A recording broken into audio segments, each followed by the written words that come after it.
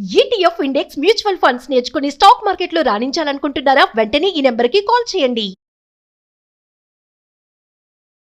Hi viewers, India's largest digital media network Suman టీవీకి స్వాగతం. ప్రస్తుతం మనతో ఉన్నారండి లైఫ్ కోచ్ రామ్ మెట్టు గారు ఉన్నారు. సో ఇప్పుడు జిమ్ కి వెళ్ళాలన్నా కూడా అందరికీ చాలా భయం వేస్తుంది. ఎక్కువగా జిమ్ చేస్తూ హార్ట్ స్ట్రోక్ లేకపోతే కార్డియాక్ అరెస్ట్ ఇలా వచ్చి చనిపోయే వాళ్ళ సంఖ్య మనం బాగా వింటూ ఉన్నాం. ఇది విన్నప్పుడు భయం ఎక్కువైపోతుంది.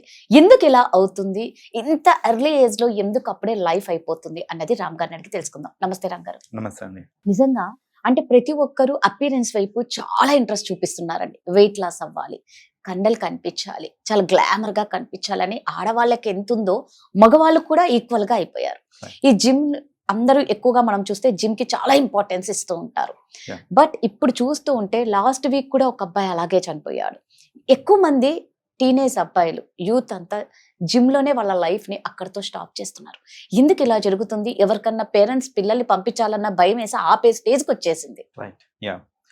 యాక్చువల్లీ జిమ్ లో వర్కౌట్ చేయడం అనేది అది పెద్ద ప్రాబ్లం కాదండి. ఇన్ఫాక్ట్ అది నెగిటివ్ కూడా కాదు. ఎందుకంటే లుక్స్ పరంగానే కాదు, ఫిట్నెస్ పరంగా చూసుకున్నా కూడా మనకి మంచి బాడీ ఫిట్నెస్ ఉండాలన్నా కూడా, ఆ హెల్త్ కరెక్ట్గా ఉండాలన్నా కూడా వర్కౌట్స్ చేయడం అనేది ఎప్పటికన్నా సరే it is going to be beneficial. Mistake ఎక్కడవుతుంది అని అంటే, జిమ్లో చాలా ఎక్విప్మెంట్స్ ఉంటాయి, డిఫరెంట్ టైప్స్ ఆఫ్ ఎక్విప్మెంట్స్ ఉంటాయి, వెయిట్స్ ఉంటాయి, డిఫరెంట్ టైప్స్ ఆఫ్ వెయిట్స్ ఉంటాయి.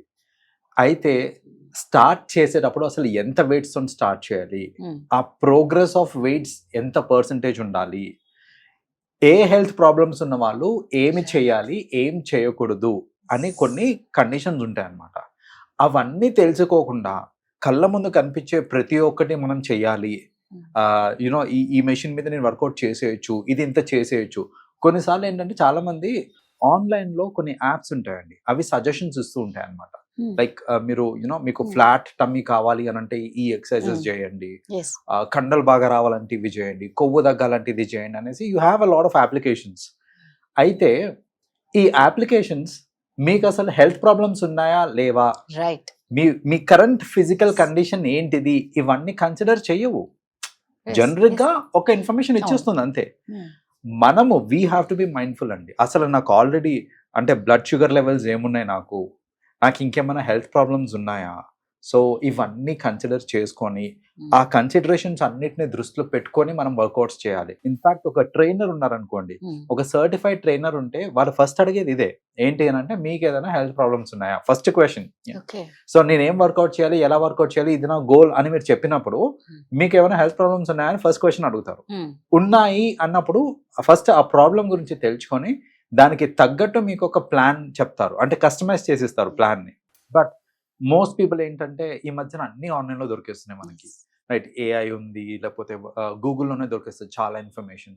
సో ఇదంతా ఏంటంటే మళ్ళా ఫిజికల్ ట్రైనర్ని పెట్టుకుంటే ఎందుకు డబ్బులు దండగా అనేసి ఈ యాప్స్లో చూసుకుంటూ చేయడము, ఇలాంటి మిస్టేక్స్ చేయడం వల్ల ఏంటంటే వాళ్ళ కరెంట్ ఫిజికల్ కండిషన్ బాగాలేకపోయినా కొన్ని ఎక్సర్సైజెస్ చేయటం వల్ల అదేంటంటే ప్రాణాంతకం అవుతుంది అన్నమాట మనకి అలాంటి ఎక్సర్సైజెస్లో.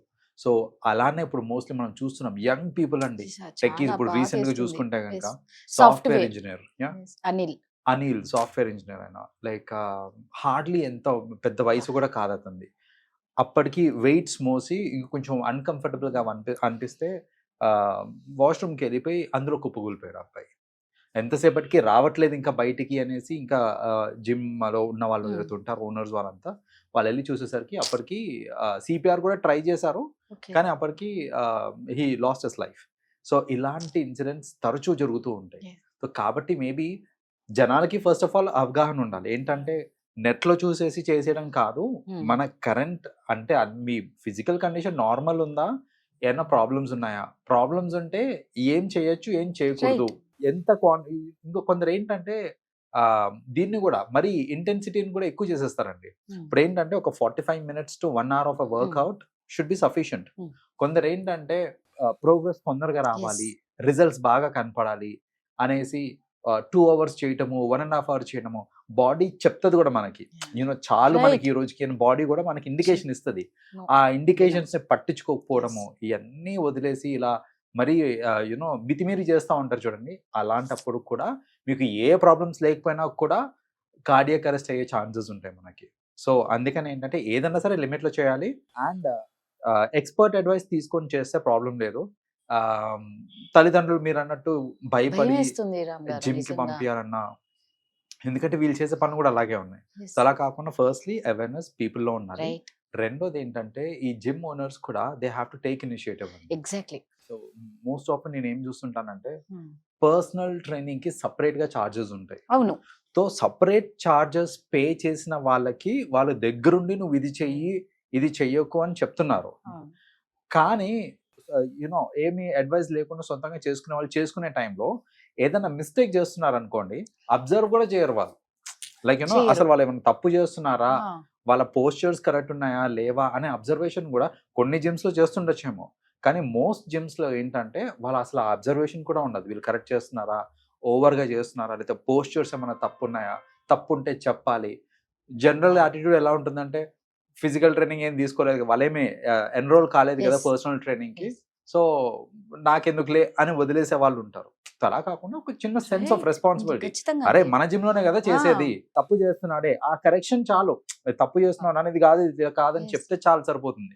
సో అలా ఏంటంటే ఈ జిమ్ నిర్వహించే వాళ్ళు ఎవరైతే నిర్వాహకులు ఉంటారో Hmm. వాళ్ళు కూడా they have to take the responsibility.